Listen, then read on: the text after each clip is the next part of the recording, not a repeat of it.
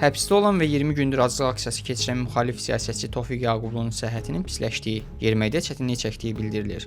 Onun qızı Nigar Həzi atasının ciddi çəki itirdiyini, təzyiqinin aşağı olduğunu, bir neçə dəfə huşunu itirdiyini deyib. Stat: Tofiq Yaqublu'nun həyatına görə narahatıq. Hər an nəsə ola bilər və biz onu itirə bilərik. Çünki orqanizm artıq aclığa tab gətirəcək vəziyyətdə deyil. Statın sonu.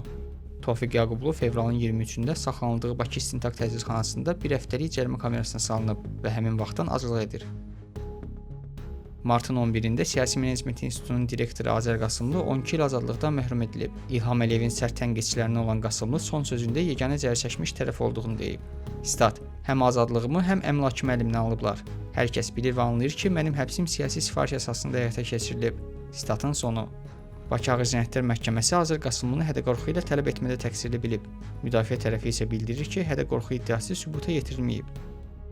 Martın 11-də QHT işi üzrə saxlanılan Zamin Zəkiyə 7 il 6 ay həbs cəzası verilib. O, cinayət yolu ilə əldə edilmiş pul vəsaitini leqallaşdırma və oxşar maddələrlə ittiham olunurdu. İstintaqa görə xarici təşkilatlardan alınan qrant vəsaitləri qanunvericilik üzrə qeydiyyatdan keçirilməyib.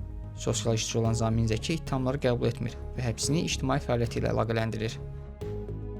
Martın 9-da İranda yeni ali dini lider seçilib. Ekspertlər Şurası keçmiş ali lider Seyid Əli Xameneyinin oğlu Müctəba Xameneyini bu posta gətirib. ABŞ prezidenti Donald Trump daha öncə açıqlamasında Müctəba Xameneyini aşağı çəkili fiqur adlandırıb. Onun seçiminin qəbul edilməz olacağını deyib. Bundan sonra ABŞ və İsrail tərəfindən edilən hücumlar zamanı yeni lider yaralanıb. Lakin onun özünü yaxşı hiss etdiyi vurğulanıb. Birləşmiş Millətlər Təşkilatının Təhlükəsizlik Şurası martın 11-də İranı qınayan qətnamə qəbul edib. Qətnamədə İranın Fars körfəzi ölkələrinə və İordaniyaya hücumları pislənilir və hücumları dərhal dayandırması tələb olunur. Bu ərəfədə ABŞ yaxın şərqdə neft ixracatında olan böhranla əlaqədar Rusiya neftindən olan sanksiyaları müvəqqəti dayandırıb.